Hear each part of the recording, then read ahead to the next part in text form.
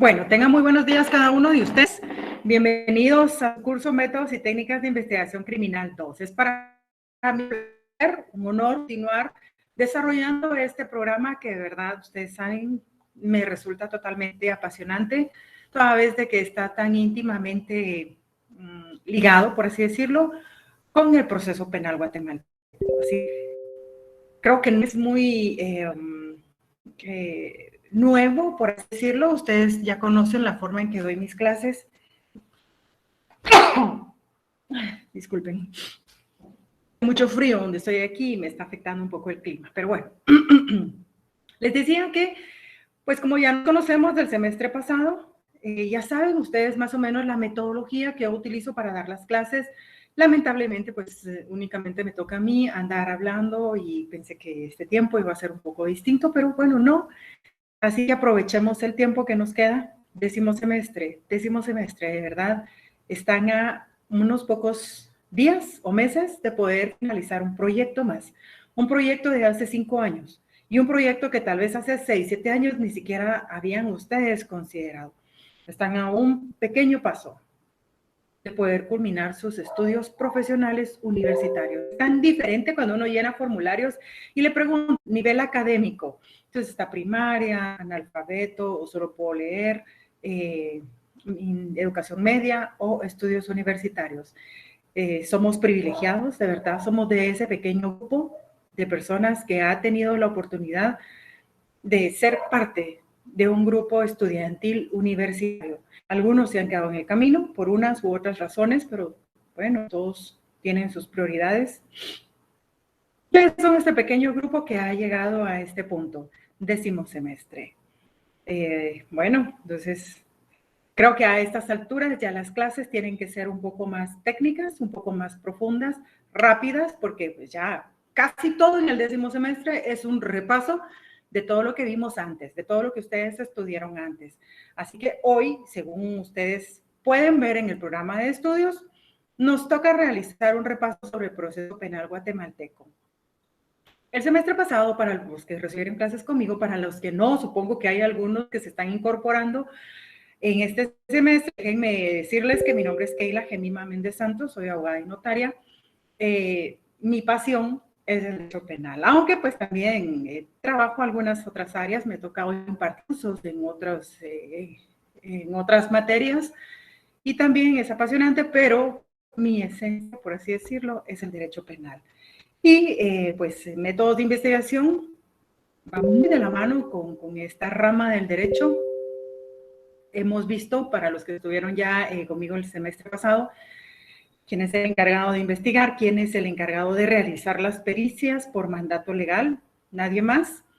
Y hoy pues empezaremos realizando un repaso sobre el proceso penal guatemalteco. Pero nos iremos solo en la fase del debate o pues algunas partes del debate. No, aquí vamos a empezar desde el principio, valga la redundancia, ¿verdad? Entonces, por favor, necesito que tengan a la mano su Código Procesal Penal, su Constitución Política de la República, porque pues vamos a ir dándole lectura a algunos artículos para que ustedes puedan repasar. Y para los que no han tenido este estudio minucioso de algunos artículos, pues hoy es cuando, hoy nos ponemos al día, hoy nos emparejamos con el resto del grupo y hacemos un backup de todo lo que hemos visto. Así que bienvenidos nuevamente, reitero, es un verdadero placer para mí, ustedes nuevamente en este tiempo, que afortunadamente hoy tenemos 2 periodos, hora y media de este curso, y a veces no alcanza tampoco. Bueno, objetivo de la clase. Como cada semana veremos, y como pues ya lo hemos visto, lo que yo pretendo con el desarrollo de cada una de las clases es, en primer lugar, llevar el programa de estudios, su pensum de estudios de este curso, en orden.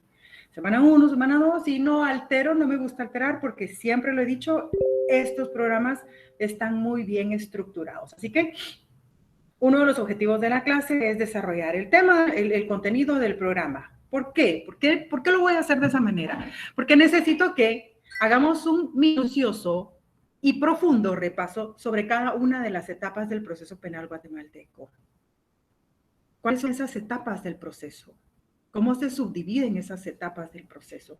¿Cómo inicia un proceso penal aquí en Guatemala? ¿Va a iniciar en todo momento de la misma manera? ¿Sí o no? Bueno, lo vamos a ver más adelante. Pero también necesito que hagamos un pequeño, un recordatorio, un antecedente histórico de nuestro proceso penal. No siempre fue el mismo. Las leyes son cambiantes. Las leyes han ido siendo modificadas, derogadas a veces, eh, dado a las circunstancias que se viven en el país. Lamentablemente, una política criminal que no ha funcionado del todo, toda vez de que no ha logrado ser totalmente preventiva. Entonces, ante este fracaso de la prevención, es necesario implementar ya una reacción. Y se va a reaccionar. El Estado va a reaccionar por medio de las sanciones. ¿Y cuáles son estas sanciones? Bueno, las que contienen las leyes. ¿Por qué? Porque si no están contenidas en una ley, entonces estaríamos vulnerando derechos y garantías inherentes a todo ser humano. Entonces, es por eso que vamos a hablar un poquito aquí de los antecedentes. Estoy dando tiempo a que pues, más personas se logren conectar. Son pocas. Yo siempre he visto que son muy pocas. No sé cómo logran ganar porque ya a la hora de los exámenes todo el mundo está conectado. Es muchísimo, son muchísimas más personas. Así que, bueno, pues como diría alguien que conozco por respeto a los que ya están presentes, entremos de lleno a nuestra clase. Los diferentes sistemas procesales en el ámbito penal. ¿Sabía usted que hubo varios sistemas procesales? Hablando desde la perspectiva del derecho penal.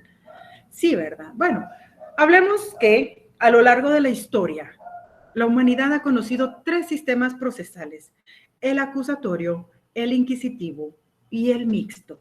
El acusatorio, que es por hoy ese sistema que tenemos implementado aquí en Guatemala y en varios países del mundo.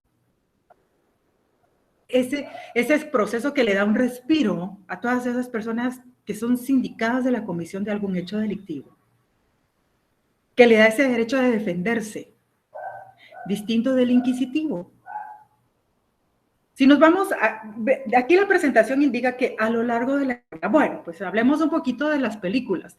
Tal vez a usted ahorita no le da tiempo de ver tele y lo entiendo. ¿Por qué? Porque trabaja, porque estudia, pero ya le vendrá su recompensa. Véalo como un año más. Año y medio más porque tiene que terminar este semestre, luego en el otro se prepara para las dos fases y ya, punto. Se da un respiro, puede respirar porque también hay derecho de descansar un poco y luego continúa con su maestría. Pero ya es un poco más light, un poco más, no sé, no tan corrido.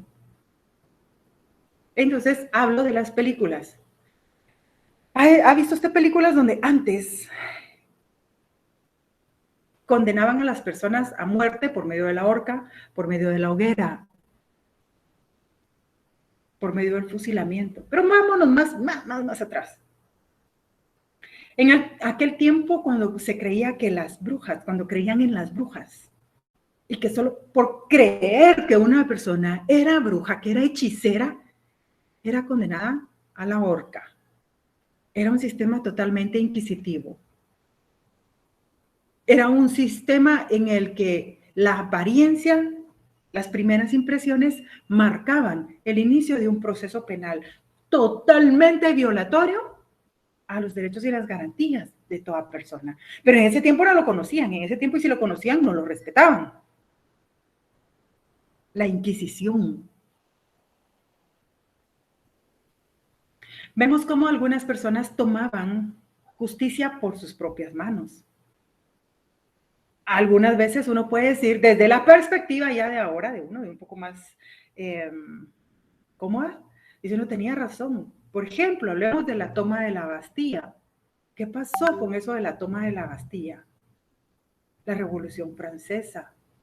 ¿Cómo murieron los reyes de aquel entonces?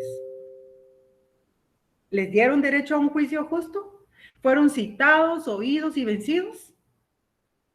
Aquí en Guatemala vemos un juicio en el que hay personas que estuvieron al mando del país y que están siendo sujetas a un proceso penal. pero fueron condenadas a la horca. No, lejos de eso, están siendo sujetos a un proceso que se hizo larguísimo. ¿Por qué? Porque está lleno de garantías y no sé, y voy a ver antes de que se me corte la llamada. Ahí está. Bueno, que si no se me corta esto ustedes. Bueno, y no quiero. Entonces, hablábamos de ese proceso inquisitivo, un proceso en el que, ¿y si no era él? ¿Y si no era ella? Ay, disculpen, fíjese que no era ella la que yo dije que era bruja, sino que la que vivía a la par. Entonces ustedes abortaron a la que no era. ¿Cómo revertimos esas acciones? Ay, lo siento, pues ni modo, un error es de humanos, así que un error lo comete cualquiera. Y va. Que venga la correcta, la vamos a ahorcar. Es un proceso inquisitivo. ¿Sabe usted si aquí en Guatemala en algún momento estuvo implementado este proceso inquisitivo? ¿Cuál es su respuesta? Sí, no, puede ser. Si sí, ¿a partir de cuándo dejó de existir? Y si no, pues nunca existió. ¿Esa es su respuesta? O puede que no lo sepa. Pero antes de 1992, cuando entró en vigencia nuestro Código Procesal Penal, no era un sistema acusatorio el que se implementaba aquí en Guatemala, sino un proceso inquisitivo. Obvio que no se mandaba la horca a las personas, pero en aquel entonces sí se implementaba la imposición de la pena de muerte. ¿En qué momento de aplicarse la pena de muerte? Mencióneme 5 delitos al menos que en la actualidad contemplen la pena de muerte. ¿Y qué pasa si una persona es condenada a muerte? ¿Estamos entonces regresando a un proceso inquisitivo o seguimos en un proceso acusatorio? O bien puede que sea mixto, un poquito de acá, un poquito de allá, pero a la larga, yo pienso que tener un poquito del inquisitivo no le genera ninguna garantía, ninguna certeza, ninguna seguridad procesal, desde mi perspectiva, ¿verdad? Así que o es acusatorio o es inquisitivo. Un punto muy personal. Aquí en Guatemala, actualmente, desde 1992, cuando entró en vigencia el Código Procesal Penal, gozamos de un derecho, un proceso acusatorio. Bueno, hablemos entonces de la configuración de los principios, normas y filosofía que cada uno de ellos comprende. Estos principios, normas y garantías y filosofía se reflejan en 2 etapas esenciales comunes a cualquiera de estos 3 modelos. O sea, hay 2 etapas esenciales en el acusatorio, en el inquisitivo y en el mixto. Son comunes. Y aquí estamos hablando de la etapa preparatoria. ¿Qué conlleva la etapa preparatoria? Una investigación o sumaria. ¿Qué significa sumario? Un proceso rápido, diligencias no tan tardadas. Entonces estamos en primer punto, en la investigación. Y en segundo, nos vamos a un juicio. Es conocido como un plenario o un debate. Aquí en Guatemala hablamos del debate. Ya va a empezar el juicio de fulano, ya va a empezar el debate, es sinónimo. Aquí se aplica de igual forma, indistintamente. Estos 3 modelos tenían estas fases comunes, la preparatoria y la del juicio. ¿Cuál es la etapa entonces que no aparece aquí y que nuestro Código Procesal Penal sí contempla? Estamos hablando de una preparatoria y de un juicio, pero antes de estas 2 etapas, en nuestro proceso penal, tenemos la intermedia. Está la etapa preparatoria, la etapa intermedia, y de último, entonces ya nos vamos al debate. El inquisitivo no tenía esa etapa intermedia. El acusatorio sí. Bueno, estamos hablando entonces de que alguien investiga, alguien decide si se va o no a debate y luego en el debate pues se va a dilucidar la situación del acusado para poder establecer si es culpable o es inocente. Veamos un poco más explícito aquí. 3 funciones fundamentales que se realizan en el proceso penal. Aquí estoy hablando del proceso penal, no proceso. ¿Qué proceso, licenciada? Proceso penal. Estamos hablando penal, proceso penal guatemalteco. tenemos la función de acusar. Alguien acusa, luego alguien defiende y luego alguien toma la decisión a quién le da la razón, al que acusa o al que defiende. No podemos quedar empate en un proceso. ¿O sí? ¿O será que sí? Bueno, depende. Depende de la perspectiva y depende de las circunstancias en que se cometió la acción. Porque a veces uno logra una condena, pero no es una condena tan larga, tan grande. Entonces dice, bueno, quedamos empate. Ganó usted fiscalía, gané yo defensor. Usted se lleva su condena y yo pues ni modo, pues logré sacar a mi cliente con una conmuta. Quedamos empate. Ganó, ganó. Perdió, perdió. Alguien pierde también. Pero regularmente uno es campeón y otro es subcampeón, digo yo. Uno gana y otro pierde. Entonces, acusa. ¿Quién acusa? Ministerio Público. ¿Quién defiende? Aquí lo puse un poquito más general. El Instituto de la Defensa Pública Penal. Pero no todos acuden al Instituto de la Defensa Pública Penal. Únicamente aquellas personas que gozan de una situación económica limitada. No tienen los recursos económicos para poder pagar un abogado. Una defensa penal, pues no es barata, por muy sencillo que sea el proceso, no le bajará de 2,000, 3,000 quetzales, y como está la situación económica en el país, no siempre se dispone de esa liquidez. Bueno, entonces defiende Instituto de la Defensa Pública Penal o bien los abogados particulares, colegiados activos. ¿Quién decide? ¿Quién va a decir realmente si sí o si no? ¿A quién le asiste la razón? Al organismo judicial. Los jueces son los únicos que pueden ejercer esa jurisdicción. ¿Qué es jurisdicción? ¿Qué es el Ministerio Público? Defíname el Ministerio Público.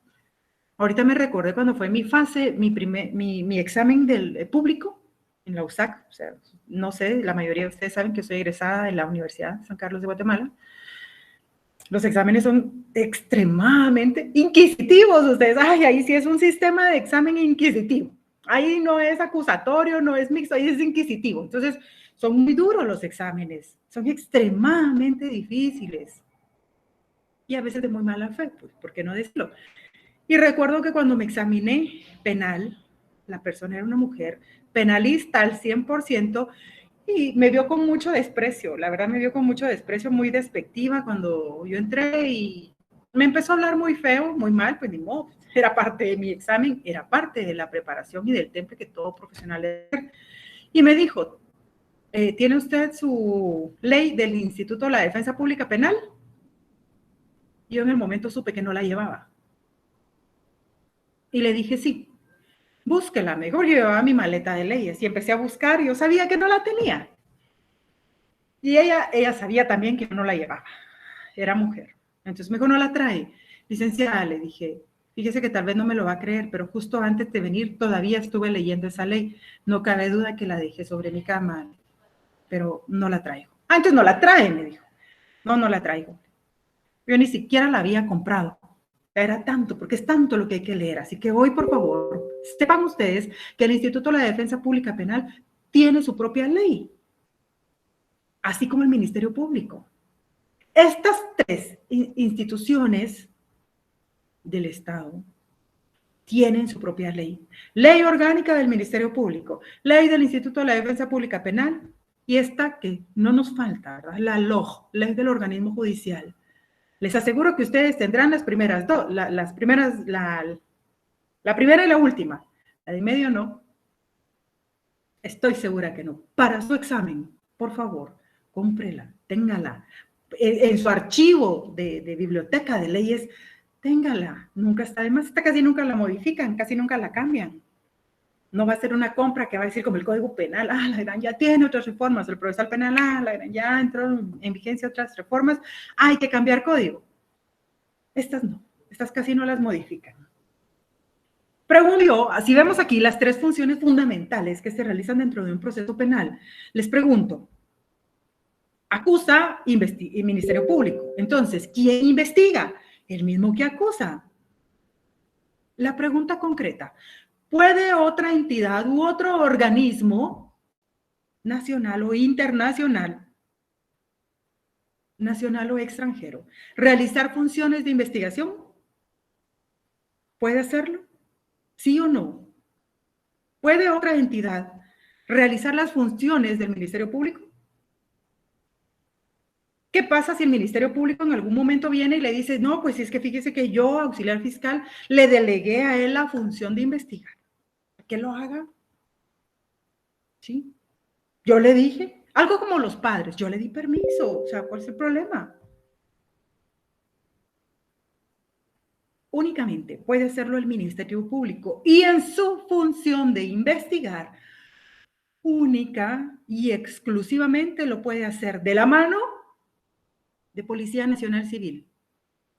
Solo, no más. Es que miren, aquellos investigadores son internacionales, vienen de otros países de Sudamérica. Son muy buenísimos ahí. Pues sí, pero lástima, aquí tengo muy buenos policías también, aquí tengo muy buenos investigadores DICRIS, parte del Ministerio Público, que también son, pero mire usted porque no los conoce, excelentes investigando, unas máquinas para investigar. Gracias, pero no. No se puede. ¿Han visto ustedes las noticias? A mí me genera demasiado, ay, no sé, ustedes, mucho conflicto dentro de mí misma, diría aquel de la obra. Me dije a mí misma, ya mejor cambia de canal porque esto ya ofende, ¿verdad? Aquel que conoce el proceso penal. Muchas personas actualmente dicen, ay, sí, que corrupto, que ya se salió de control esto, que todos los casos están viniendo abajo. ¿Ha visto usted las noticias? Cómo aquellos casos de impacto, pum, hoy se han venido para abajo. Que ya recuperó su libertad. Ay, que qué corrupción la que hay. No, pues si no trabajaron bien, no lo hicieron bien. Le cedió la fiscalía en algún momento este poder a otras personas y no podía hacerlo. Es que lo hizo un investigador internacional, que es que sí, pero es que entonces es ilegal.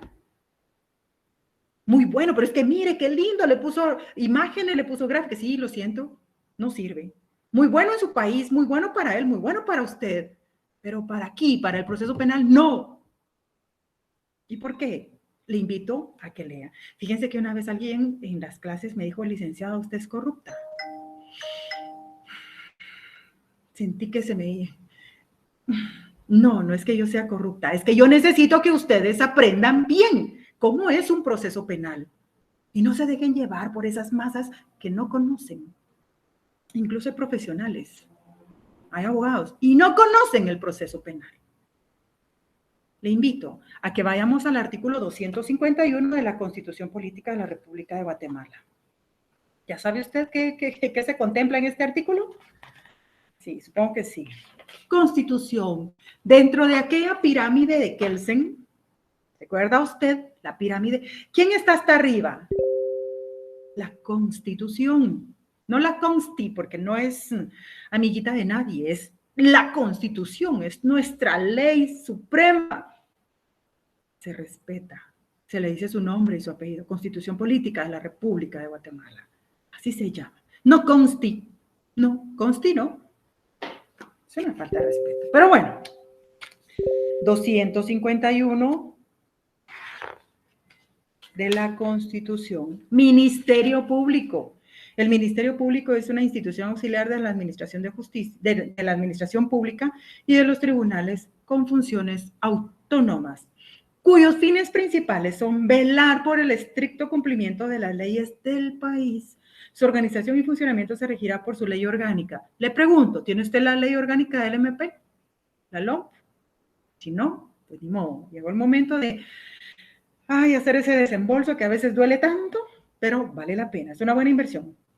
El jefe del Ministerio Público será el fiscal general de la República y le corresponde el ejercicio de la acción penal pública.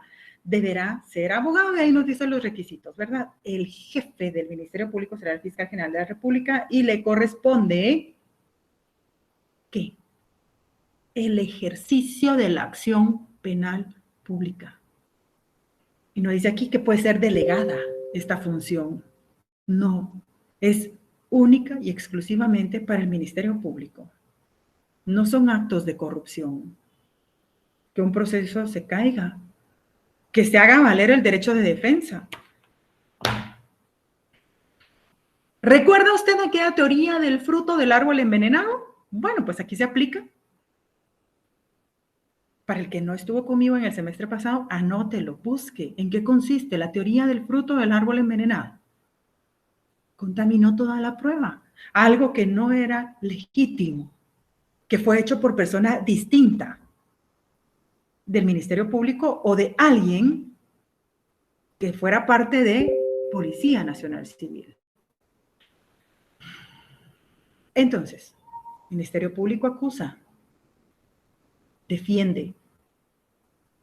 ¿Qué va a hacer usted como defensor en un caso en el que va vencido, por así decirlo?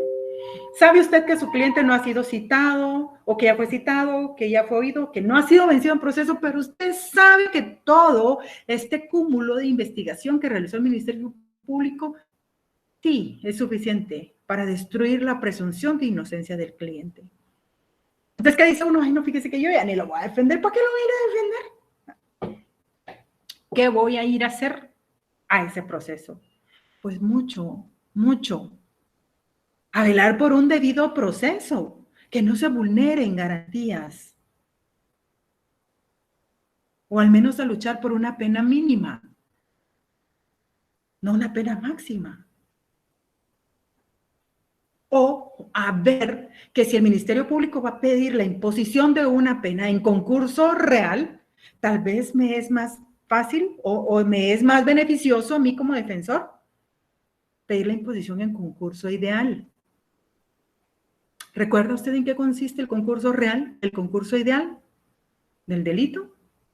Aquí se aplica en el proceso, en el debate, en esa etapa. Y a veces queda mejor el concurso real que el ideal. O sea, ese cálculo lo tiene que hacer usted, tiene que jugar con eso. No, yo sé que no nos gustan los números, más que para cobrar y dar vueltos, decía un compañero. Pero tenemos que hacerlo también, para ese juego de penas. Sirve mucho tener un abogado defensor de confianza, pero puede que no tenga dinero. Los de la defensa pública también. Yo no sé por qué tienen esa mala fama ellos. Ay, no, es que no trabajan. No, pues bien, yo estuve de la mano, tuve demasiados procesos. Ay, excelentes, son excelentes ellos. Decía yo, ay, Dios mío, cuando miraba, había dos, hoy por hoy hay dos mujeres que yo de verdad sí les temía llegar a debates. Incluso le decía a mi jefe, por favor, andate conmigo, mira que va a estar la fulana. Y esa es tigra. Y no tigra en el sentido de que pelea y grita. No, no, no. Dominaba muy bien. E intimidaba. Por supuesto que uno no lo demostraba, ¿verdad? Pero yo no decía, ay, Dios mío, ¿qué va a hacer? ¿Cuál va a ser la sorpresa del proceso con estas dos abogadas, mujeres? Hombres habían, otros también. Pero seamos esos abogados que cuando nos ven tiemble nuestro oponente. Y no porque gritamos, no porque somos abusivos, no porque faltamos el respeto o porque faltemos a la ética profesional, sino que de verdad somos conocedores del proceso penal. Porque cuando sudamos artículos del Código Penal, Procesal Penal y de todas las leyes sustantivas. Si hay un buen acusador y hay un buen defensor, arduo trabajo tendrá el juez. Les hice la pregunta hace un momento. ¿Qué es la jurisdicción? Pues aquí el juez hace valer ese derecho de la jurisdicción. ¿Por qué? Porque pues va a poner en marcha todos los elementos que le conlleva la jurisdicción. En 10 segundos, respóndame, ¿cuáles son los elementos de la jurisdicción? ¿Cuáles son? Si no los recuerda, anote y búsquelos. Los elementos de la jurisdicción. La ley de lo contencioso administrativo le habla mucho de eso también. No sé por qué abarco tanto ese tema. La ley de lo contencioso. Y es una ley que en derecho administrativo cuesta mucho entender y cuesta verla. Cuesta analizarla. Notio, vocatio, judicium, coertio y executium. Elementos de la jurisdicción. Que van a ser aplicados por el juez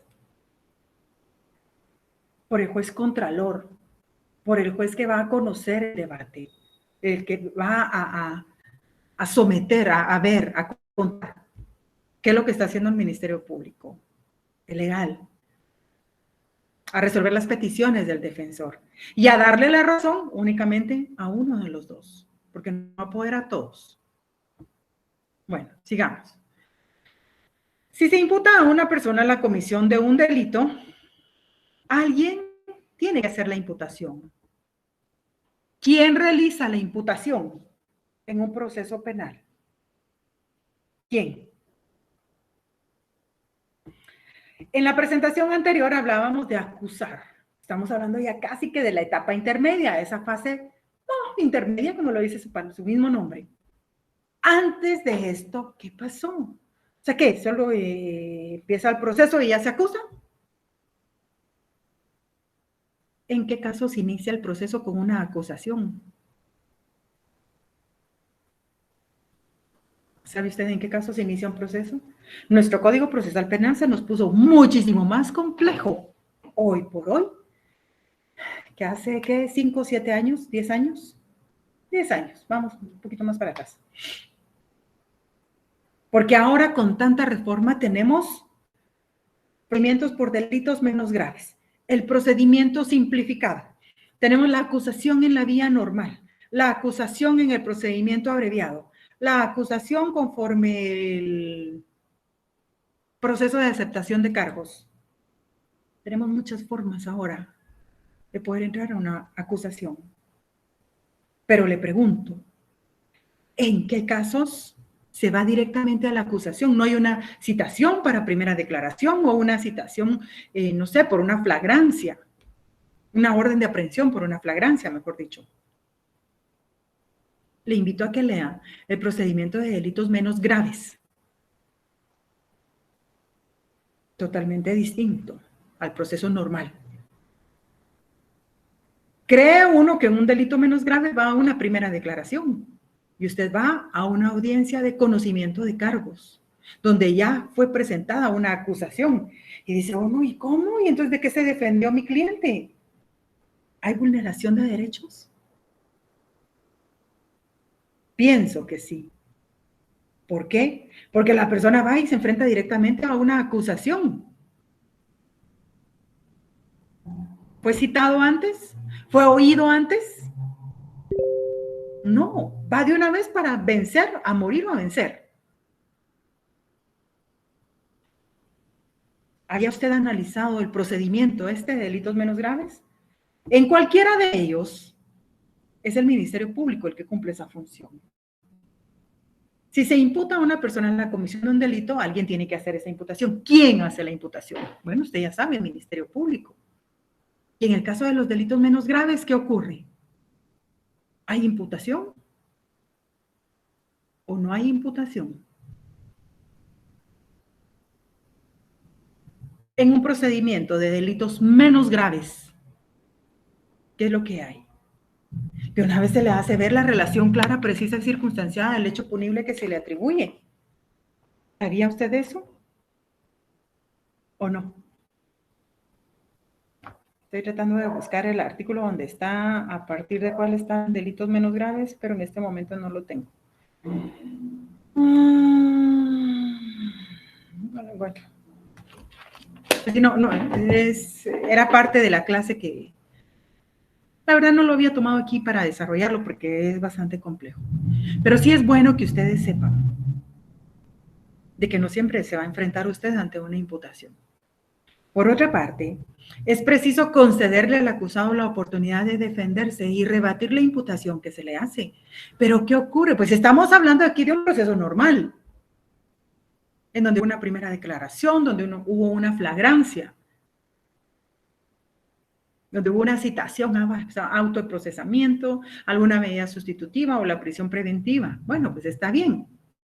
En ese tipo de procedimiento normal, común, pues sí, el acusado o el sindicado, el imputado va a tener la oportunidad de defenderse y rebatir la imputación que se le hace por medio de lo que él declare o bien de su abogado defensor. Pero ¿qué ocurre? En el procedimiento simplificado también. ¿Qué pasa si ahorita su examen de su fase pública, derecho penal, y empezamos a hablar solo del procedimiento simplificado? ¿Por qué? ¿Lo ve usted bien? ¿Le parece legal? No miramos el simplificado. Bueno, entonces vámonos al de delitos menos graves. Tampoco, porque uno se queda así como que, oh, cada pregunta uno la siente terriblemente más perdida y más remota del conocimiento de uno. Bueno, entonces hablemos de la aceptación de cargos. Eso supongo que sí lo vamos a tener presentes porque pues, va a entrar en vigencia la aceptación de cargos. Hábleme de la aceptación de cargos. Olvídese del proceso común. No me interesa el proceso, porque sé que eso sí se lo va a saber. Mejor hablemos de esto. Refresquemos, aprendamos estos temas. ¿En qué momento se va a defender la persona en esos procedimientos? Bueno, sí o no. Por último, debe resolverse la situación del imputado. Debe juzgársele e imponérsele una pena si es culpable o absolverle si es inocente. Aquí ya entra. Vemos cómo estas tres entidades, cómo estas tres instituciones, estos tres personajes, Ministerio Público, abogado defensor y juez, van a tener siempre esta participación directa en el proceso. Ya de último el juez va a establecer, o los jueces van a determinar si lo mucho o poco que se logró recabar durante la etapa preparatoria en la investigación va a ser suficiente para poder declararle culpable. Y si juntó un montón, pero de esto algo resulta ilegítimo, entonces puede que el abogado haya pedido o haya usado la teoría del fruto del árbol envenenado. Y tal vez el tribunal le vaya a dar la razón. Entonces, no es porque no haya delito, sino porque hubo algo que varió el proceso, que va a llevar a que una persona sea dejada en libertad. ¿Recuerda usted teoría del delito? Yo siempre les martillo demasiado teoría del delito, teoría del delito. A mí me mataba que me fueran a preguntar teoría del delito. Gracias a Dios no lo hicieron. Pero no sé cómo me hubiera ido, no sé qué fue peor. Si lo que me preguntaron en el examen normal o me hubieran preguntado teoría del delito. Cuesta mucho entender teoría del delito. Ahí vemos los elementos positivos y los elementos negativos del delito. Si se configuran todos los elementos positivos del delito, es porque no queda duda. Estamos ante un tipo penal. Vámonos a debate, pues ahí sí. Pero ¿qué pasa si aplica uno de los elementos negativos? O sea, elemento positivo están todos, bueno, estamos. Elementos negativos. Con uno que se aplique a nuestro caso, estamos perdidos. Vamos a un caso perdido. Y dentro de uno de los elementos negativos del delito está la falta de condiciones objetivas de punibilidad. ¿Ha escuchado usted eso? ¿En qué consiste este elemento negativo del delito? Falta de las condiciones objetivas de punibilidad. ¿Qué es eso? Búsquelo, por favor. Léalo. Le voy a ejemplificar yo aquí. ¿En qué consiste? La falta de las condiciones objetivas de punibilidad. Por ejemplo, en estos casos que se están cayendo, no hay necesidad de ser brujos como aquella época de antes, en donde ya las personas adivinaban, eran hechiceras. No, no, no, no. Para saber de que algunas personas sí han cometido un delito. Como diría el meme, no tengo dudas, pero tampoco pruebas. Ahí aplica el elemento negativo de la falta de condiciones objetivas de punibilidad. ¿Por qué? Porque se tiene la sospecha de que sí participó en el acto. Sí está sujeto a un proceso. Si estamos incluso hasta en debate, pero no hay pruebas que lo vinculen directamente en la comisión de esa relación clara, precisa y circunstanciada que indica tiempo, modo y lugar en el que pudo haber cometido los hechos. No hay una prueba que demuestre eso, su participación. Entonces, pues le van a declarar inocente, lo más seguro. No porque no haya cometido el delito, sino porque la fiscalía no logró encontrar esa prueba reina que le permitiera demostrar sin lugar a dudas que sí fue esa persona. Ahí aplica ese elemento. Muchas veces a usted le va a tocar así. Le va a decir a su cliente, considera o consideramos que sí le podemos sacar, no porque no haya cometido el delito. Que toda la gente dice, ay, no, yo no fui. No, yo no lo hice. Y sabe uno que sí fue.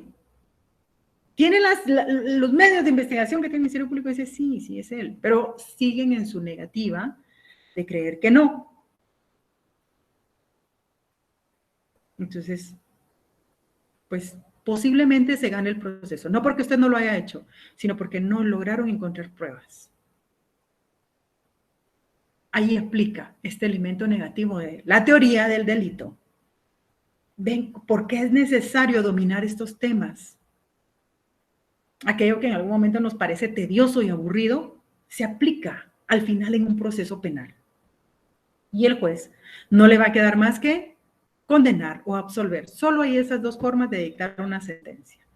Y recordemos que el requisito básico para poder dictar una sentencia es pronunciarla siempre en nombre de ¿quién? Del pueblo de la República de Guatemala. ¿Qué pasa si el pueblo está muy pendiente de esta noticia, de este proceso, y le van a declarar inocente?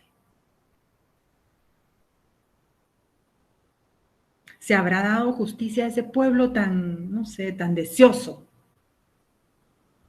de que se acabe por fin tanta delincuencia, tanta corrupción? No. Ayer estaba viendo una película y hubo algo que dijo un investigador, porque me gustan ver demasiado películas basadas en hechos reales, ¿verdad? Sobre investigaciones, homicidios, secuestros y todo eso. Y decía el investigador del caso, no fue un caso de aquí en Guatemala, ¿verdad? Y decía, la persona quería justicia, pero esa justicia se volvió en algún momento en una sed de venganza. No debemos de confundir justicia con venganza. Justicia es justicia, justicia es aparte. ¿Qué es justicia? ¿Cómo define usted justicia? ¿Qué es justicia para usted? Lo que es justo para usted puede que sea injusto para el otro. Entonces, a la larga, ¿existe o no existe justicia? ¿Justicia igual para todos? No. Entonces, depende de la perspectiva. Dar a cada quien lo que se merece. Pero ¿y si yo considero que no merezco eso? Entonces, ¿me están haciendo justicia? ¿Sí o no? Es un término bien subjetivo, bastante complejo, pero muy apasionante entrar a su estudio. ¿Qué es justicia? A mí me encantaba hacer esa pregunta en las clases presenciales. Y empezaba un debate horrible. Bueno, horrible porque todo el mundo quería tener razón, ¿verdad? Y a la larga todos la tenían. Y se alteraban mucho los ánimos, pero era bonito. Así que, sigamos. Hablemos de los principios básicos que contempla el Código Procesal Penal. Pero antes de eso, hablemos de un principio jurídico. ¿Qué es un principio jurídico? ¿Cómo definimos un principio jurídico? Es un fundamento del derecho, una base del derecho. Es un inicio de algo. Son las bases de un ordenamiento jurídico y por ende de las concepciones del derecho penal y procesal penal. De ahí va a radicar esa definición y todo lo demás, todo el propio proceso. Hablemos entonces ya de las garantías procesales. Estas las encontramos del artículo 1 al 23 del Código Procesal Penal. Vamos.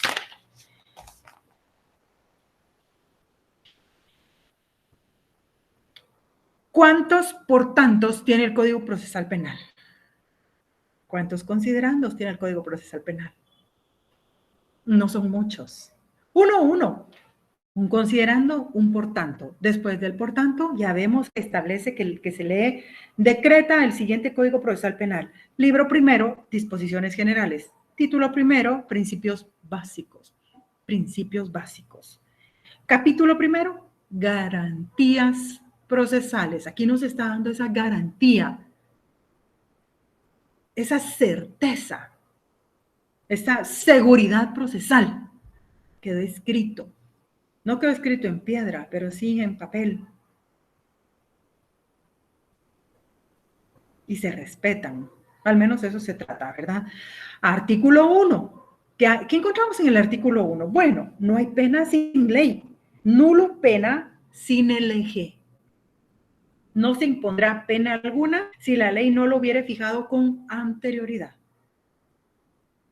En otras palabras, aquí contempla el principio de legalidad. ¿Qué es el principio de legalidad? ¿Por qué es necesario un principio de legalidad? ¿Qué abarca ese principio de legalidad?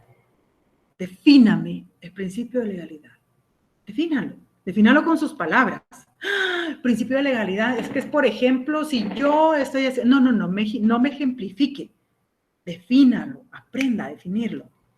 Ya usted más o menos tiene la idea, estoy segura que tiene la idea. Lo que no tiene es la seguridad a veces para responder, pero sí lo sabe, estoy segura que lo sabe. Principio de legalidad es hacer todo aquello que la ley no nos prohíbe. Prohibirá, por ejemplo, si yo voy a lavar mi blusa. ¿Hay algo que diga que es prohibido lavar las blusas verdes un domingo en la mañana? No, entonces yo tengo derecho de lavar, puedo hacerlo. No estoy afectando a nada ni a nadie con eso. Podemos hacer todo lo que la ley no nos prohíbe. Legalidad. Pregunto, ¿puedo yo que tengo, hagan de cuentas ustedes, 20 años de casada? No, pongámosle menos, tengo 5 años de casada. 5 años de casada, pero me enamoré de otra persona. Y empiezo a tener una aventura con otra persona que no es mi esposo. ¿Estoy cometiendo algún delito? ¿Sí o no? Y la otra persona pues también es casada. Entonces, como diría la canción, felices los 4, ¿verdad? No es así. ¿Pero hay algún delito? ¿Se comete algún delito? Estamos hablando de la legalidad. No se impondrá pena alguna si la ley no lo hubiere fijado con anterioridad. Entonces, concretamente en este caso, ¿cómo le llama usted a la acción de que una persona casada sostenga una relación sentimental con otra persona? ¿Casado o no el otro? ¿Tiene algún nombre esa acción? Infidelidad. No, sí, pero hablemos de un poquito más técnicos. Adulterio. ¿Es delito cometer adulterio? Depende, sería la respuesta correcta. ¿Aquí en Guatemala o en otro país? No, aquí en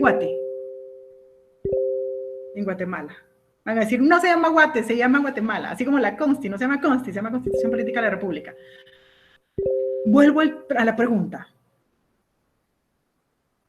¿Estoy vulnerando algún bien jurídico tutelado ajeno?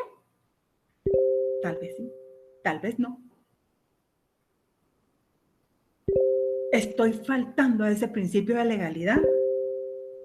¿Por qué? Nulo pena sin el eje. Como lo decía mi catedrático de Derecho Penal ahí hace muchísimos años atrás. Nulo un crimen, nula pena, sin el eje. No hay crimen si no hay pena en una ley. Aquí solo dice nulo pena sin el eje, pero nulo un crimen. ¿Es un crimen el adulterio? ¿Es un delito el adulterio? ¿Qué pena se le establece a aquel que vaya a cometer adulterio? ¿Se le impone al hombre también o solo a la mujer? ¿O a ambos? Recordemos que hay una igualdad. Tan igual hombre, tan igual mujer. Tan mismos derechos hombre, tan mismos derechos mujer. La legalidad. Estamos en el artículo 1 del Código Procesal Penal. ¿Qué dice? Bueno, cuando tengan alguna duda pueden hacerlo por medio del correo electrónico, por favor. Trataré de dar respuesta a cada una de ellas. Bueno, sigamos entonces. Artículo 2. No hay proceso sin ley. Nulo un proceso sin el eje. Ah, ¿qué es esto? No podrá iniciarse proceso ni tramitarse denuncia o querella, sino por actos u omisiones calificados como delitos o faltas por ley anterior sin ese presupuesto. Es nulo lo actuado e induce responsabilidad del tribunal. O sea, que si no hay algo que me diga que de verdad se inicia el proceso, pero no hay denuncia, no hay querella, entonces ¿quién está pidiendo? En mi contra. Hablemos un poquito del debido proceso con esto. ¿A qué se refiere el debido proceso? Vámonos al artículo 12 de la Constitución Política de la República. ¿Qué establece el 12? ¿Se lo sabe de memoria? El derecho de defensa. Si no me pueden llevar a mí, o someterme a un proceso, si no hay una denuncia, si no hay una querella, ¿qué pasa si me detienen en flagrancia? No puedo estar sujeto a un proceso porque a ver quién me está denunciando. ¿Quién está viendo mi contra? Estamos ante una flagrancia, una situación un poco distinta, ¿verdad? Pero es parte de un proceso, del debido proceso. La defensa de la persona y sus derechos son inviolables. Nadie podrá ser condenado ni privado de sus derechos sin haber sido citado, oído y vencido en proceso legal ante juez o tribunal competente y preestablecido. Ninguna persona puede ser juzgada por tribunales especiales o secretos, ni por procedimientos que no estén preestablecidos legalmente. Este artículo 12 se concatena con el 3, 4 y 6 del Código Procesal Penal.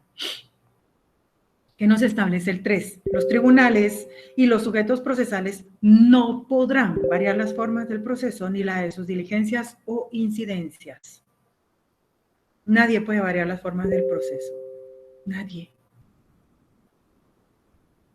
Ay, no, es que qué aburrido la primera declaración. Ay, no, de una vez, ¿saben qué? Ya no, yo ya estoy bien cansado que diga el juez así. El juez de turno, tú es demasiado bueno. Ustedes vieran cuántos presos trajeron y yo estoy cansado. Entonces, que es el último, de una vez, fijemos la fecha de la audiencia intermedia. Vamos a ver.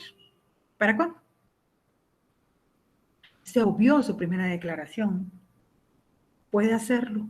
No, no lo puede hacer, porque nadie puede variar las formas del proceso. Nadie.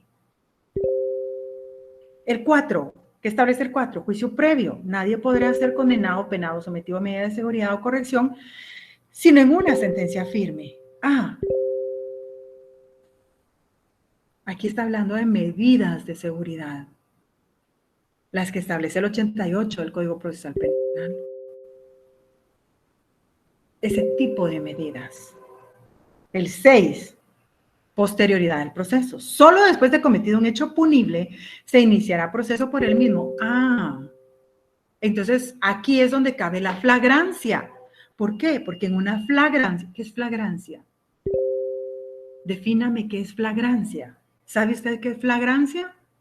La flagrancia no es aquel perfume que uno se echa y que delicioso huele, ¿va? No. Entonces defíname flagrancia. ¿En qué consiste? ¿Cuándo aplica? ¿Cuándo opera? ¿Cuál es el resultado de esto? Entonces, aquí establece el 6, que solo después de cometido un hecho punible se iniciará proceso por el mismo. Vemos que van de la mano con el 12. C. Fin del proceso penal, el artículo 5. Aquí, todos saben que es mi artículo favorito, es uno de mis artículos favoritos. Este artículo fundamenta el fin del proceso penal, pero no debe privilegiarse la averiguación de la verdad sobre el proceso mismo. Básicamente, el proceso penal no es solo la investigación. Dice aquí que no debe solo de privilegiarse, darle la corona solo al trabajo de investigación. Ya averigüé qué pasó. Y tengo pruebas, tengo medios de investigación, tengo fotos, tengo videos, tengo cámaras, fotogramas, tengo pruebas periciales. Hasta ahí, ya, se acabó. No. Debe observarse el debido proceso. Lo acabamos de ver en el artículo 12 de la Constitución Política de la República de Guatemala. Es el medio para averiguar y comprobar la existencia del hecho que la ley señala como delito o falta y la determinación del sujeto que lo cometió. para luego concretar las sanciones correspondientes. Vemos que se va completando aquí esta definición en esta presentación. No solo se investiga, sino que hay que saber quién es el sujeto activo. Individualizarlo. Bueno, pues ya investigué, ya sé quién es el sujeto activo, entonces ahora, señor juez, ejerza su jurisdicción. Imponga una sanción. Vea usted si el trabajo que hizo el Ministerio Público es bueno o es malo. Suficiente para poder condenar. Y si no, pues entonces absuelva. Esto lo encontramos en una sentencia de la Corte de Constitucionalidad, esta definición, esto que dice que no debe privilegiarse solo la averiguación, solo la investigación. Todo el proceso, debe cuidarse todo el debido proceso. Sentencia de la Corte de Constitucionalidad, expediente 158-89, del 10 de octubre de 1989, hace mucho tiempo. Pero le decía, no solo se centre en investigar, vaya más allá, busque, encuentre realmente qué fue lo que pasó, quién es el responsable. Bueno, siguiendo con estas garantías procesales, encontramos la independencia del Poder Judicial. ¿Qué es esto? Esto lo encontramos en el artículo 7 del Procesal Penal. Independencia del Poder Judicial. El juzgamiento de decisión de las causas penales se llevará a cabo por jueces imparciales e independientes. Tenemos también la coercibilidad de las resoluciones judiciales y el derecho a impugnarlas. Nadie podrá ser juzgado, condenado, penado o sometido a medida de seguridad y corrección, sino por tribunales designados por la ley antes del hecho de la causa. Bueno, artículo 9. Obediencia. Los funcionarios y empleados públicos guardarán a los jueces y tribunales el respeto y consideración que por su alta jerarquía merecen. Las órdenes, resoluciones o mandatos que los mismos dictaren en ejercicio de sus funciones serán acatadas. Aquí vemos la coercibilidad. Artículo 9. La obediencia. Una orden judicial no se discute, se cumple. Serán acatadas, dice, no atacadas, acatadas. Vemos también que está la garantía de fundamentación de las resoluciones judiciales. Artículo 11 bis. Bueno, hay otros artículos que hay que ir leyendo, ustedes lo tendrán que leer. Los autos y las sentencias contendrán una clara y precisa fundamentación de la decisión. Su ausencia constituye un defecto absoluto de forma. Hace poco hablaba yo con una persona que fue letrado de la Corte y a mí me encanta mucho hablar con personas que a mí me construyen, me enseñan, ¿verdad? Hay otras personas que uno dice, no es... Con la edad uno llega a ese punto, a decir quién sí, quién no. Y pues me encanta hablar con esta persona, que conoce muchísimo. Entonces le decía, fíjate tú, que a mí me cuesta mucho diferenciar cuando uno es de forma y cuando es de fondo. Sí, me decía él, es bien difícil, pero mira, pues, te lo pongo fácil. De forma, me decía, es el Código Procesal Penal. Y aquí vemos que lo establece el artículo 11 bis, fundamentación. Los autos y las sentencias contendrán una clara y precisa fundamentación de la decisión. Su ausencia constituye un delito absoluto de forma. Forma es todo lo del Código Procesal Penal.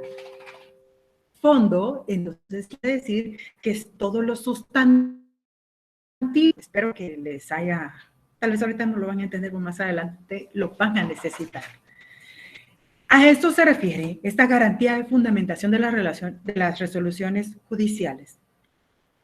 Cuando ustedes han estado presentes en las audiencias o han escuchado sus audios para poder en su práctica, supongo que ahorita ya están llevando su práctica ustedes, que toda resolución dice, lo anterior se resuelve con fundamento en los artículos 3, 5, 7, 11, 12, 13, 14, 15, 18, 107, 108, 190 del Código Procesal Penal. Tienen que sustentarlas también, tienen que dar esa base legal que les va a servir para fundamentar sus resoluciones judiciales. Literal G. justicia penal obligatoria e irrenunciable, gratuita y pública. ¿Qué es esto? Justicia penal. Vuelvo a esa palabra, justicia. Defínala. ¿Qué es justicia?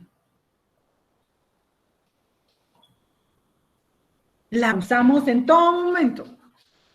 La escuchamos. Exige, el pueblo exige justicia.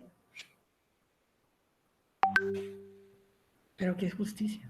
Aquí habla de justicia penal obligatoria e irrenunciable, gratuita y pública. La justicia es gratis. ¿Qué delito se comete si alguien viene y le da algo al juez? ¿Alguna dádiva? ¿Algún presente? ¿Algún regalo? ¿Qué delito se comete? Bueno, vamos, presunción de inocencia y la forma de interpretar la ley procesal penal. Artículo 14 de la Constitución Política de la República de Guatemala. También lo encontramos en el artículo 14 del Código Procesal Penal y el 8, numeral 2 del Pacto de San José. Justicia, la presunción de inocencia, perdón. ¿Qué es la presunción de inocencia? ¿Ha visto usted películas que dicen todo lo contrario? Se presume culpable. No, aquí en Guatemala es totalmente distinto. Se presume inocente hasta el último momento, hasta instantes antes de que el tribunal de sentencia, incluso hasta el momento en que el tribunal de sentencia está diciendo, en nombre del pueblo de la República de Guatemala, allí todavía se le presume inocente. ¿Por qué? Porque el tribunal, al haber analizado cada uno de los medios de prueba, va a poder establecer si fue destruida esta presunción de inocencia, si no fue capaz de demostrar al Ministerio Público la participación en el hecho que se le atribuyó. Se presume inocente hasta el último momento. Y aún así, va, está bien. En nombre del pueblo de la República de Guatemala, y empiezan a dar todo, ¿verdad? Se condena al señor o a la señora fulana de tal. Va. Citado, oído, vencido en juicio. Va, ya me vencieron en juicio. ¿Soy culpable? ¿Ya no me considero inocente? Pues ya hay una sentencia del tribunal donde dice que yo sí soy culpable. Pero hay que impugnarla. Esa sentencia no está firme. Entonces, sigo considerándome inocente. Hasta que esté firme ese fallo, yo podré decir, bueno, sí, ya me vencieron. Vencido en juicio. Esta presunción de inocencia. 14 Constitución, 14 Código Procesal Penal, 8 numeral 2 Pacto de San José. Derecho a no declarar contra sí mismo, en el 15 del Código Procesal Penal. ¿Qué pasa ahí? Derecho a no declarar contra sí mismo. ¿Qué establece aquí? Declaración libre. El imputado no puede ser obligado a declarar contra sí mismo ni a declararse culpable. Bueno. Vuelvo con estas reformas que acaban de entrar en el Código Procesal Penal. Aceptación de cargos. ¿Cuál es el requisito para pues no sé, para decir que me quiero acoger a este proceso de aceptación de cargos? Bueno, establece la ley. ¿Ya vio usted esas reformas? Apréndaselas. Un poco, no sé. Establece que es necesario que la persona interesada, que el sindicato, por medio de un memorial, indique, y dependiendo de la etapa del proceso, así va a ser beneficiado con la rebaja de la pena. Indique pues que acepta los hechos que se le atribuyen. Está aceptando los hechos. Y su abogado debe de decir si está de acuerdo o no está de acuerdo con que su defendido acepte esa postura. Va. ¿Qué pasa si en algún momento yo me retracto? Yo presenté el memorial donde digo, sí, acepto los cargos. Pero luego digo yo, ay, no, mejor me voy a ir a debate. Yo estoy segura que en debate me van a declarar inocente. ¿Puedo retractarme? Y decir, ya no quiero. Pues sí, puedo retractarme. ¿Pero qué pasa? Yo acepté los cargos. Entonces va a decir el Ministerio Público, pues ya aceptó los cargos. vámonos a debate, aunque no tenga prueba suficiente, ya está el memorial donde dice que acepta los cargos. Y ahí ya no, ya él declaró, confesó. Es confeso. Ojo, lo que yo diga no puede ser usado en mi contra. No pueden utilizarlo para perjudicarme. Lo establece el 15 del Código Procesal Penal. Luego el 16, respeto a los derechos humanos. Los tribunales y demás autoridades que intervengan en los procesos deberán cumplir los deberes que les imponen la Constitución y los tratados internacionales sobre respeto a los derechos humanos. En mi código es respeto, pero no sé cómo dirá el suyo, es respeto a los derechos humanos. ¿Cuántos tratados internacionales ha firmado Guatemala en materia de derechos humanos? A la larga, todos giran en torno a los derechos humanos. De manera directa o indirecta. Todos tienen que ver con derechos humanos. Bueno, sigamos. Derecho de defensa, artículo 20 del Código Procesal Penal. La defensa de la persona o sus derechos es inviolable en el proceso penal. Nadie podrá ser condenado sin haber sido nuevamente, oímos aquí esto, citado, oído y vencido en procedimiento preestablecido entre el tribunal competente, en el que se hayan observado las formalidades y garantías de la ley. Luego, en la litera ley, igualdad en el proceso, el 21 del Código Procesal Penal. Quienes se encuentren sometidos a proceso gozarán de las garantías y derechos que la Constitución y las leyes establecen sin discriminación. O, vamos al artículo 22 del Procesal Penal, el asilo. Lugares de asilo. Salvo los tratados internacionales, el Estado no reconoce en su territorio lugares de asilo en donde los delincuentes consigan la impunidad o la disminución de sus condenas. No hay asilo para los delincuentes. ¿Qué está ocurriendo con un país centroamericano que le ha dado la guerra a cierto grupo de estructuras criminales? Se están viniendo para acá por lo cercano. ¿Se les puede dar asilo? No. Vemos en las noticias que así como entran, ahí van de regreso otra vez para su país. ¿Por qué? Porque establece que no se reconoce este territorio para que los delincuentes consigan la impunidad o la disminución de sus condenas. No es un derecho que se le otorga aquí al delincuente. Vamos al 23, procesal penal, vía diplomática. Los extranjeros no podrán recurrir a la vía diplomática sino por denegación de justicia y en todo caso hasta que hubieran agotado todos los recursos que establecen las guatemaltecas. No deberá entenderse por denegación de justicia el hecho de que un fallo o resolución sea contrario a sus intereses. Vía diplomática. Bueno, sigamos. Habiendo visto ya de forma más específica los artículos que contemplan las garantías procesales, entremos a hablar del procedimiento preparatorio, objeto de la investigación. Vemos que el procedimiento preparatorio era común al proceso acusatorio y al inquisitivo. Aquí, en la averiguación de la verdad, el Ministerio Público deberá practicar todas las diligencias pertinentes y útiles para determinar la existencia del delito, con todas las circunstancias de importancia para la ley penal. En la averiguación de la verdad, va a practicar todas las diligencias pertinentes y útiles para poder determinar la existencia del hecho. Asimismo, deberá establecer quiénes son los partícipes, procurando su identificación y el conocimiento de las circunstancias personales que sirvan para valorar su responsabilidad o influyan en su punibilidad. ¿Qué es punibilidad? ¿Qué es el ius puniendi? ¿Qué significa? Ius puniendi. Verificará también el daño causado por el delito, aun cuando no se haya ejercido la acción civil. Artículo 309 del Código Procesal Penal. Aquí si no le pongo de dónde es, usted ya sabe, procesal penal. ¿Por qué? Porque estamos hablando del proceso penal. Entonces, va a valorar la responsabilidad o la punibilidad. Una vez que se ha tenido conocimiento de la existencia de un hecho que pudiera ser constitutivo de delito, el Ministerio Público debe realizar la investigación correspondiente y determinar si es procedente solicitar la orden de aprehensión o bien requerir al juez contralor la citación del sindicado. Esto lo encontramos en los artículos 257 y 255 del Código Procesal Penal. Vemos aquí que únicamente se puede iniciar un proceso, lo vimos en una de las garantías, una vez que se ha cometido un hecho delictivo. Bueno, está bien, se cometió el hecho delictivo. Y entonces, ¿cómo vamos a sujetar a la persona a este proceso? Por una orden de aprehensión. O bien, por flagrancia. Fue detenido en el momento, en el acto. Ahí comienza la investigación, la etapa preparatoria. Hablemos de los actos introductorios.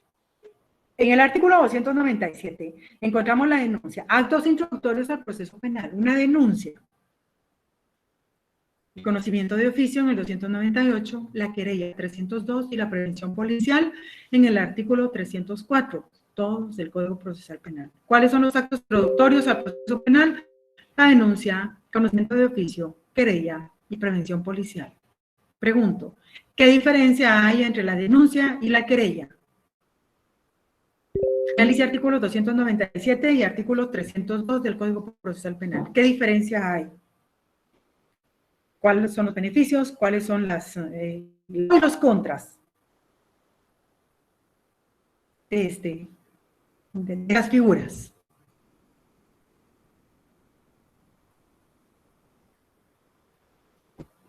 Solo antes de que se lo des. Ahí está.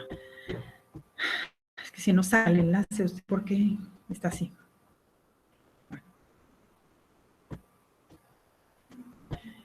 ¿Ya encontró usted cuáles son las diferencias? ¿Qué pasa si una querella no llena todos los requisitos que me requiere el artículo 302? ¿Qué pasa? ¿Me la archivan? ¿Qué pasa si me tomó mucho valor presentar la querella? Ay, me la van a archivar, Dios santo, solo me puse en evidencia, ¿y ahora qué va a pasar conmigo? La archivan. ¿Es eso? ¿Procede eso o no? Bueno, ahí el propio artículo le dice qué es lo que va a pasar. Estamos hablando entonces de que un proceso va a iniciar, según aquí, por una denuncia, una querella, una prevención policial o un conocimiento de oficio. Analicemos esta publicación del 14 de enero del año 2021. Aquí está la fuente, www.mp.gov.gt. Así lo publicó la página. Capturas. Armas de fuego y droga, algunos de los resultados de operativo contra las extorsiones. La extorsión es un flagelo que ha estado azotando al país desde hace mucho tiempo. Y muchas personas han caído en estas redes criminales bajo engaño. Préstame tu cuenta. Mira, solo me van a hacer un depósito. Te voy a regalar 20 pesos, 20 quetzales. Te voy a dar 50, te voy a dar 100, pero préstame tu cuenta. Es que fíjate que no encuentro ahorita mi libreta o mi... No, préstamela. Y pum, ahí viene. Es una extorsión. Bueno, y empieza el operativo. La Fiscalía contra el Delito de Extorsión realizó el 13 de enero del 2021 con apoyo de la Policía Nacional Civil. Ven aquí que aquí dice PNC. No dice con una entidad internacional. No. Policía Nacional Civil. Realizaron diligencias de allanamiento en la ciudad capital y Villanueva con el objeto de buscar y fortalecer investigaciones en desarrollo. Bueno, ¿qué pasó en estas diligencias de allanamiento? Como resultado de las 4 diligencias que se realizaron en inmuebles ubicados en la zona 16 de la ciudad capital y en Villanueva, se logró la aprehensión de 4 personas, la conducción de 3 adolescentes de 17 años y la incautación de diversos indicios. Los detenidos, aquí yo solo le cambié los alias, Caras, el Placa y la Barbie. Bueno, ¿pero por qué se los llevaron detenidos? ¿Habían denuncias? Aquí vemos las imágenes. ¿Dónde está querella? Que alguno de ellos haya dicho, ay, ¿dónde está la denuncia? ¿De quién está? ¿Dónde está mi parte pidiente? Decían antes. No hay. Pero entonces, ¿qué lleva? Si no, el proceso dice, pues, de que solo por denuncia, querella, prevención policial o conocimiento de oficio me pueden llevar. Pues no trae nada de eso. Veamos aquí por qué. Formas en que una persona puede ser privada de su libertad. Por flagrancia, por cuasi flagrancia, por orden judicial. Aquí se justifica. Vamos a leer el artículo 257 del Código Procesal Penal, que establece, 257, aprehensión. La policía deberá aprehender a quien sorprendan delito flagrante. ¿Pero qué es flagrante? Aquí nos define. ¿Ya se había dado cuenta usted que aquí nos define la flagrancia? Se entiende que hay flagrancia cuando la persona es sorprendida en el momento mismo de cometer el delito. Ahí está la definición de flagrancia. ¿Qué es flagrancia?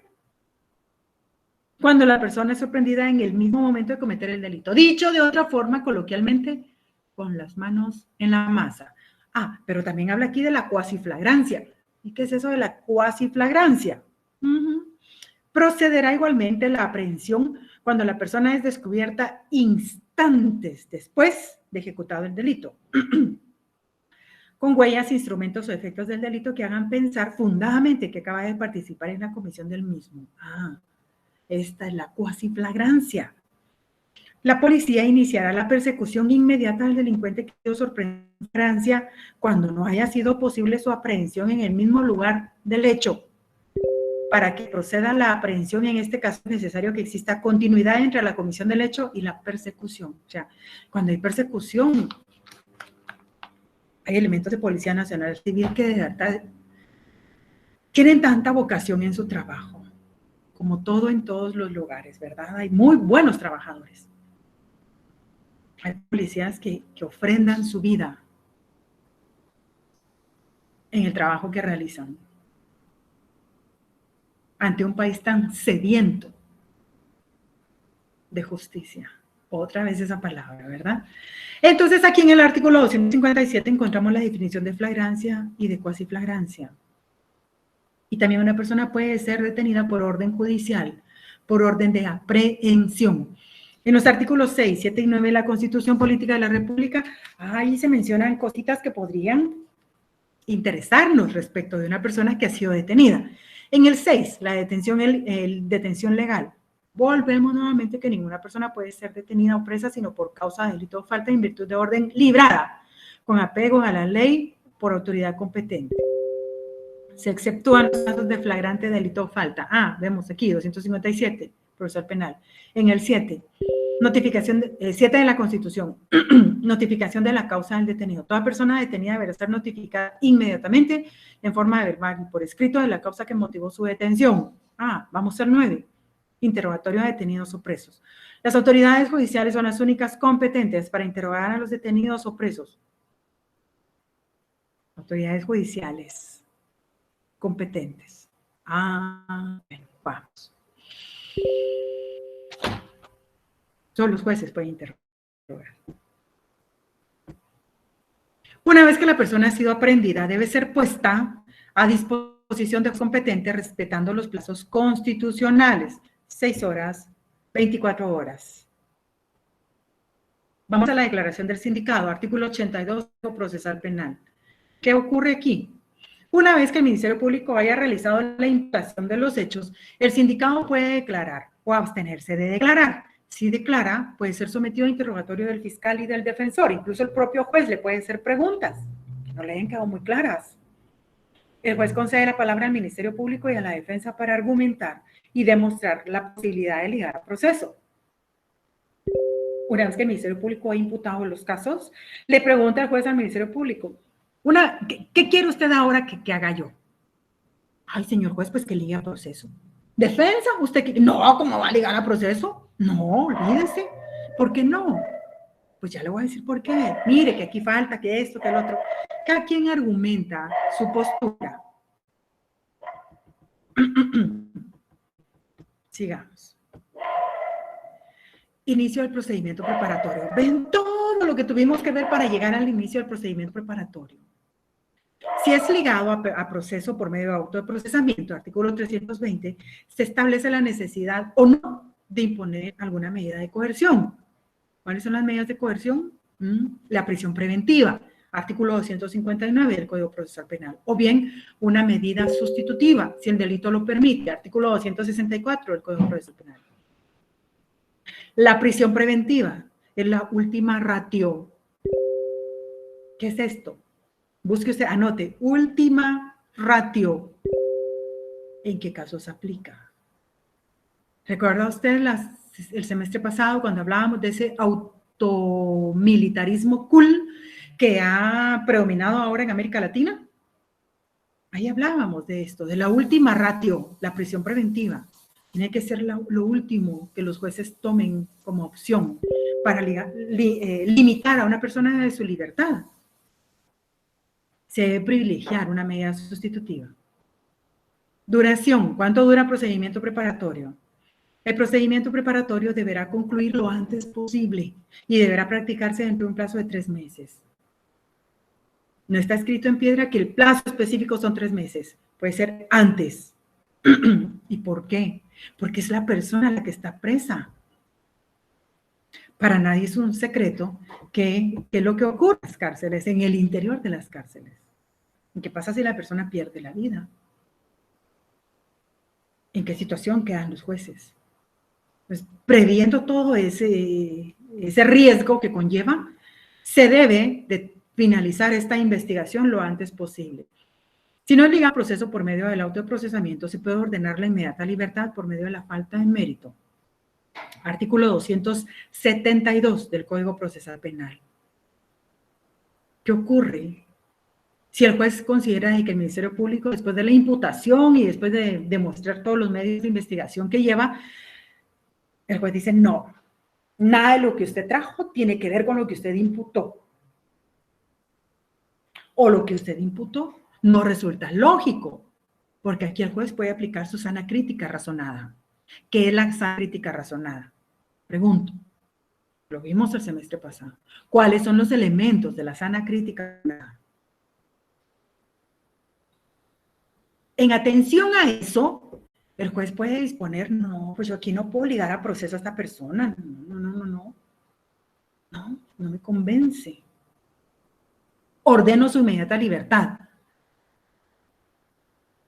otorgándole la falta de mérito. Falta de mérito, o sea, ya no hay nada, no hubo nada. Pero el juez puede decir, ay, Dios, la fiscalía no va tan perdida. Puede que sí. Le voy a dar falta de mérito, pero al mismo tiempo le voy a dar medida sustitutiva. Puede otorgar alguna medida sustitutiva para asegurar la presencia de la persona dentro del proceso. El plazo razonable para investigar. Dependiendo del plazo establecido en el artículo 323 del Código Procesal Penal, fijará el juez con valor fecha para presentación de acto conclusivo y día y hora para la audiencia intermedia. Dependiendo del plazo establecido.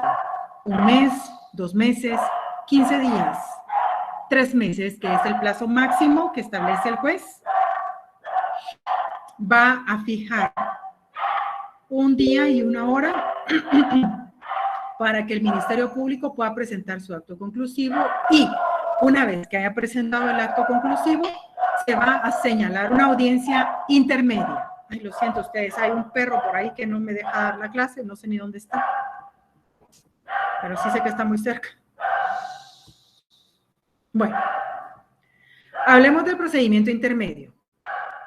Llegada a la etapa intermedia, el Ministerio Público va a presentar su memorial en el que va a pronunciarse, ya sea por medio de una acusación en la vía común del artículo 332 bis, una acusación alternativa del artículo 333 o en la vía del procedimiento abreviado, artículo 464 del Código Procesal Penal. También puede que ordene un sobreseguimiento, según artículo 328 o la cláusula provisional artículo 331. ¿Qué es esto? ¿Qué es la acusación alternativa? Bueno, la acusación alternativa no es nada más, sino es nada menos que aquellas circunstancias en las que el Ministerio Público no ha sido capaz de poder demostrar un tipo penal por el cual fue ligado a proceso sujeto. Entonces, por ejemplo, estamos hablando de un asesinato, pero no pudo recabar los suficientes medios de investigación para demostrar un asesinato, pero sí un homicidio. Entonces, en el mismo memorial de acusación, le va a decir al juez que presenta acusación en la vía del procedimiento común por el delito de asesinato y alternativamente por el delito de homicidio. En cuanto a la relación clara, precisa y circunstanciada de derecho punible que se atribuye y su calificación jurídica, va a tener que hacerlo por los 2 tipos penales. Del delito de asesinato, y va a contar alternativamente por el delito de homicidio. Y cuenta, todo lo demás sigue igual. Los mismos medios de investigación, los mismos fundamentos legales, si hay atenuantes, si hay agravantes, van a ser plasmados en el mismo memorial. En el caso de haber presentado acusación y haber sido admitida la misma por haberse declarado la apertura a juicio, el juez contralor señala día y hora para el ofrecimiento de prueba. Audiencia que se lleva a cabo al tercer día. O sea, hoy tenemos la audiencia intermedia, abrieron a juicio al tercer día. La audiencia de ofrecimiento de prueba. Aquí no al quinto, no. Tercer día. Sí o sí, tenga o no espacio en la agenda, se lleva a cabo ese día. 343 del Código Procesal Penal, ahí nos establece la forma en que se va a ofrecer la prueba. Una vez dictado el auto que admita o rechace la prueba, se señala día y hora de la audiencia de inicio de juicio. ¿Ven cómo llegamos hasta el momento del juicio? Debate, ya estamos en el debate. Artículo 354 del Código Procesal Penal, desarrollo.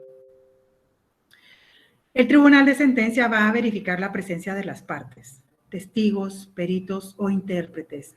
El presidente del tribunal declara abierto el debate y concede la palabra a la parte acusadora. Siempre le va a dar en primer lugar la intervención al Ministerio Público, que es el que acusó. Posteriormente, al querellante, si lo hubiere, y luego al defensor, para que presenten sus alegatos de apertura. Esto lo encontramos en el artículo 368 del Código Procesal Penal. ¿Qué son estos alegatos de apertura? Bueno, los alegatos de apertura no es nada más y nada menos de lo que usted le va a contar al juez desde la perspectiva de acusador o defensor, de cómo va a llevar su estrategia, su línea de defensa o de acusación. Yo, Ministerio Público, pues con todas las pruebas que se diligencie, voy a demostrar de que el señor o la señora participó en el hecho que se le atribuyó. Y por tal razón, pues al tribunal no le va a quedar más que imponer una sentencia condenatoria. ¿Por qué? Porque se va a destruir la presunción de inocencia. Yo defensor, no, señores miembros del tribunal, no se va a destruir la presunción de inocencia porque el Ministerio Público pues se quedó corto en su investigación y se va a demostrar de que pues mi defendido no estaba en ese lugar. O sea, usted le va a contar cómo va a defender o cómo va a acusar. Así en resumido. Luego vienen los incidentes en el artículo 369. ¿Qué incidentes va a plantear el defensor? ¿Qué incidentes va a plantear la fiscalía? Si no hay incidentes que plantear, pues se continúa con el proceso. Declaración del acusado en el artículo 370, la recepción de pruebas en el 375. Las nuevas pruebas del artículo 381, discusión final y clausura 382, conclusiones y réplica. Sentencia. El momento de la sentencia. La deliberación, artículo 383. Sentencia. Una vez que se ha deliberado el pronunciamiento de la sentencia, según el artículo 388 y 390. O es absolutoria o es condenatoria. En ambos casos, debe siempre dictarse en nombre del pueblo de la República de Guatemala. Esta etapa del proceso, yo quise llevarlo un poco más rápido, porque fui muy minuciosa en el semestre pasado. Hoy era menester que hiciéramos un repaso de todo proceso penal. Espero haber contribuido en algo a ese recordatorio de lo que ustedes ya han aprendido en cada uno de sus cursos. Y reitero, fue un verdadero placer estar compartiendo con ustedes. Así que cualquier duda, por favor, al correo electrónico institucional. Me despido de ustedes deseándoles una excelente continuación de jornada y mañana en la semana laboral, pues que contemos con la bendición y aprobación de nuestro Creador Supremo. Hasta luego.